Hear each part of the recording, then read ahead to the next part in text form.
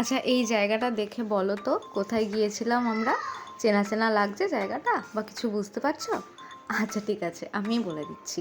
কিছুদিন আগে আমরা গিয়েছিলাম চিড়িয়াখানায়। সেখানে গিয়ে আমরা টিকিট কাউন্টার থেকে টিকিট কেটে গেট দিয়ে ভেতরে ঢুকে গিয়েছিলাম। দেখো, গেটে ঢোকার মুখে কি সুন্দর একটা স্ট্যাচু, খুব পছন্দ হয়েছে আমার, খুব সুন্দর লেগেছে জায়গাটা। তারপরে আমরা একটা সাইড দিয়ে হাঁটা শুরু করেছিলাম, কোথা থেকে কি দেখা শুরু করব সেই বিষয়টা নিয়ে আলোচনা করে আমরা কিছুটা ভেতরে হেঁটে গিয়ে একটা খুব সুন্দর জায়গা পছন্দ করেছি। সেই জায়গাটা দেখো, এত অপূর্ব পরিবেশটা, আর লোকজনও কিন্তু প্রচুর ছিল। যে আমরা যেই সময়টায় গিয়েছিলাম ভেবেছিলাম মনে হয় লোক থাকবে না, শীতকালেই লোক থাকে, কিন্তু লোকজন অনেক ছিল, অনেকজন কিন্তু চিড়িয়াখানায় সেদিন এসেছিল। আর এই জায়গাটা আমরা ঠিক করেছিলাম খাবো বলে, আমরা বাড়ি থেকেই খাবার নিয়ে গিয়েছিলাম। খাবার খেয়ে আমরা পশু পাখি দেখার উদ্দেশ্যে বেরিয়ে গিয়েছিলাম, সমস্ত জিনিসপত্র গুছিয়ে নিয়ে। আর সেই দিনটা এত ভালো কেটেছে না আমাদের, কি বলবো।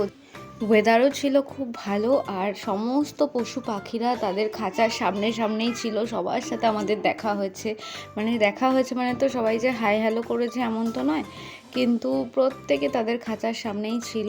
এর আগে যতবার গিয়েছিলাম ততবারই হয়তো বাঘের কাছায় বাঘ গুহার মধ্যে ঢুকে আছে, কেউ গর্তে ঢুকে আছে, এরকমটাই আমাদের সাথে হয়েছে প্রত্যেকবার। আর প্রত্যেকবারই হাঁপিয়ে গিয়েছিলাম হাঁটতে হাঁটতে। কিন্তু এইবারও হাঁটতে হাঁটতে অনেকটা দেখে নিয়েছিলাম, কিন্তু তারপরে যখন আমরা শেষ মুহূর্তে ক্লান্ত হয়ে গিয়েছিলাম, হাঁপিয়ে গিয়েছিলাম, তখন আমরা গাড়ি ভাড়া করেছিলাম। গাড়ি টিকিট কাউন্টার থেকেই ভাড়া পাওয়া যায়।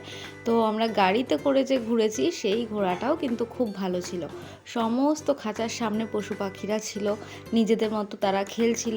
তাদের সাথে আমরা ছবি তুলেছি, তাদের সাথে বলছি ভুল করে, মানে তাদের ছবি আমরা তুলতে পেরেছি, তাদেরকে দেখে আমরা উপভোগ করতে পেরেছি বিষয়টা, বাচ্চাদেরকেও দেখাতে পেরেছি। ওদের জন্যই তো চিড়িয়াখানা যাওয়া না, ওরা এখন যারা শুনছে, ছোটোবেলায় গল্প শুনছে, সেগুলোই যে ওদের চোখের সামনে, এক ছিল বাঘ, এক ছিল হাতি, এরকম যে ওরা চোখের সামনে নড়াচড়া করছে, জীবন্ত দেখতে পাচ্ছে, এটার জন্যই চিড়িয়াখানা যাওয়া।